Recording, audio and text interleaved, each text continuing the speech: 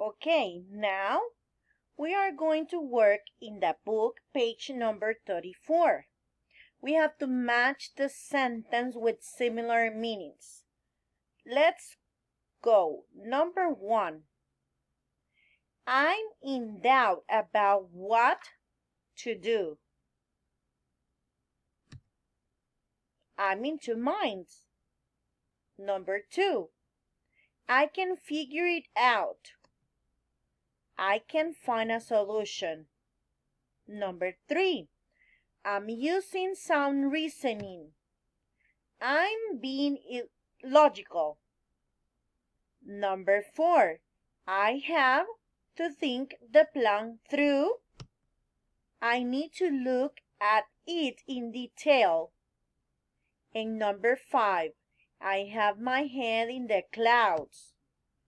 I can focus at all. In the exercise number 2, we have to complete the sentence with the correct words. Here we have the word box. Follow your heart, make a connection, make up your mind, think on your feet, and use your head.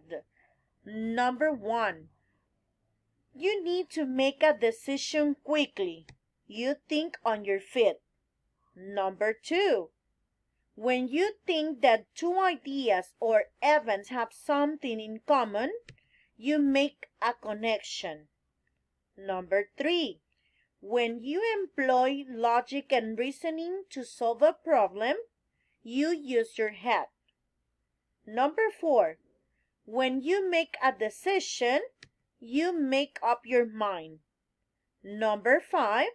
When you make a decision based on emotion, you follow your heart. Now we are going to the exercise number 3. We have to match the pictures with the sentence. In this case, we're going to read the sentence to look which one is the correct image. Judge couldn't concentrate. His head was in the clouds. Letter B. He got angry because he couldn't figure the problem out. Letter D. Then he really thought through the problem. Letter A. And the last one, finally he found a solution to the problem. Letter C. Now let's go to the next page, number 35. We have to read and complete the table.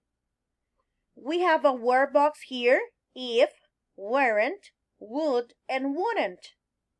Remember, speculations with would and the second conditional. We use the second conditional to talk about something impossible or imaginary. The second conditional has two clauses. The if clauses explain an imaginary or impossible condition, and the result clause explains a consequence of the condition. We use the past simple in the if clause, and would and a verb in the result clause. The clauses can move in any order, but we add a comma between the clauses when the if clauses come first. Note that with the second conditional, we often use where with he, she, and it. We have 4 exercises, 2 of them affirmative and 2 negative. Number 1, the teacher can be in the classroom. If she were, the kids will be quiet. They would shut up if she were there. In the negative way, the teacher must be back. If she weren't back, the kids wouldn't still be making noise. Her students wouldn't be so well behaved if she were still away. Let's go to the exercise number 2 in the same page. We have to read and complete the table with these word boxes. We are going to make comparisons with like. Like is sometimes a preposition. We use it with certain verbs: be, feel, look, seem, smell, sound, taste, to make comparisons. Like indicates that one thing or person is similar to another. We have here some verbs, the faculty, and here we are going to write the example. A koipu is like a large rat. We're making a comparison between this animal and this. A snake skin feels like cool leather belt. That cloud looks like a sheep. Many perfumes smell like flowers. Cats sometimes sound like babies. Some cheeses taste like smelly feet. Okay, now we are going to work once again with the notebook. We are going to copy another part of thinking expressions and idioms with part of the body. We're going to start with the first list. Remember that you must copy the word and also the meaning. The first word is increase your attention span. This is the length of the time during which one, such as an individual or group, is able to concentrate or remain interest. Sharpen your memory. If your senses, understanding, or skill sharpen or are sharpened, you become better at noticing things, thinking, or doing something. Solve by trial and error. This is an attempt to accomplish something by trying various means until the correct one is found. Estrange your concentration. This is the ability to focus the mind on one subject, object, or through without being distracted. It is the ability to focus the attention and at the same time ignore other related thoughts. Think outside the box. It's a metaphor that means to think differently, unconventionally, or from a new perspective.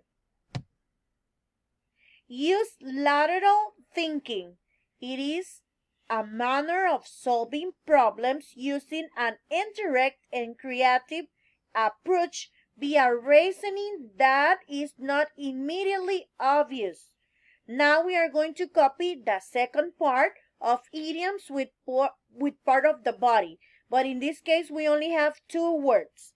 The first word is by word of mouth. What does this mean? Orally communicate, also generate from or reliant on oral publicity by being told by another person. And the word number two is in your mind's eye, in your imagination or memory. Okay, now we are going to open the book in the page number 36. With the words that we already copied in the notebook, we are going to work in this exercise. What we have to do here, we have to complete with thinking expressions or idioms with part of the body. Number one, I take a creative and indirect approach to solving problems. I use lateral thinking. To solve a problem, you can create a mental image of it or picture the problem in your mind's eye. Doing logical puzzles can increase your attention span so that you can focus for longer period of times. Number four, before books were invented, knowledge was passed down by word of mouth. When you test multiple possible solutions to fix a problem, you solve it by trial and error. Logic puzzles help you focus better. They sharpen my memory so you remember. information more clearly. In the exercise number 2, we have to circle sentences that have different meaning. Number 1, I made up my mind. Number 2, I have no clue. Number 3, she followed her heart. Number 4, his head is in the clouds. Number 5, she has a short attention span. Very easy, right? In the exercise number 3, we have to match the riddles with the answers. What 2 things can you never eat for breakfast, lunch, and dinner? What tastes better than its smell? A tongue. What asks but never answers? An owl. What can you catch but never throw? A cold. During which month do people sleep the least? On February. It has fewest nights. Okay, in the exercise number 4, we have to look and find the missing total in this exercise. It's very easy to do it. We can observe 4 glasses, and we have a total of 28. So it can be in the number 7, because 7 times 4, it's 28. Then we have 17. So this is number 7. So in this case, the cup must be 5. 5 times 2, it's 10, plus 7, 17. And in this case, we have the number 9. This, it's number 5. And 5 plus 4, it equals 9. Now we're going to make an addition in this exercise. 7 plus 5 plus 4 minus 7, it equals 9.